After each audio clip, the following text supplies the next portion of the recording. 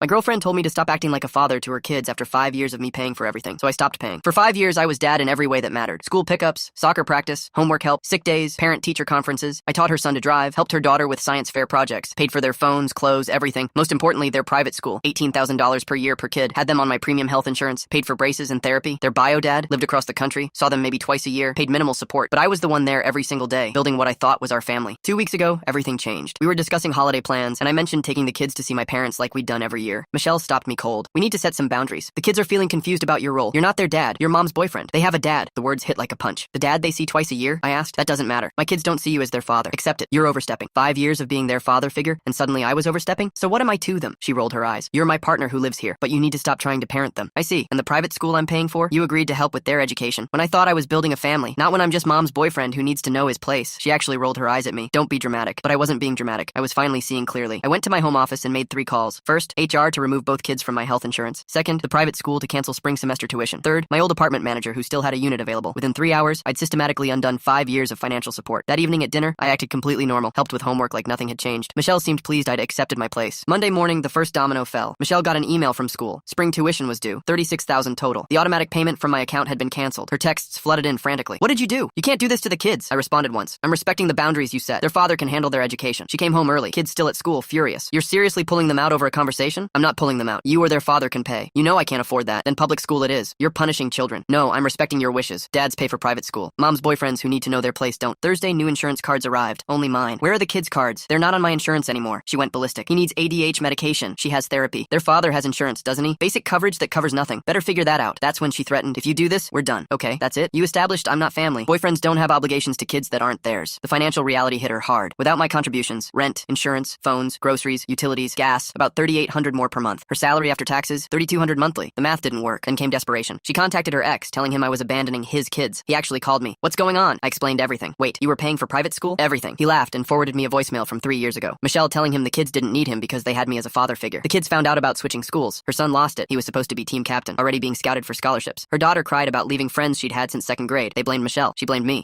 Michelle had to move to a smaller apartment in a worse neighborhood. Both kids struggled in public school. One night, the daughter showed up at my door with a suitcase. Mom says you're not my dad, but you're the only dad I've known. Can I stay? I called Michelle immediately. Come get her. You made it clear I'm not her parent. The girl cried. Why can't I stay with dad? Michelle snapped. He's not your dad. He's more dad than Garrett ever was. But I held firm. Boundaries, right? Ran into Michelle at a coffee shop last week. She looked exhausted, older. The kids miss you. I miss you. We could try again. No, you loved those kids. Past tense. You made sure of that when you told me they weren't mine to love as a father. I made a mistake. You made a choice. Live with it. She texted that night. You destroyed our family. I replied, there was no our family. There was your family, and I was just your boyfriend who needed to know his place. I know my place now. Then I blocked her. Sometimes you don't realize what you have until it's gone, and sometimes by then, it's too late.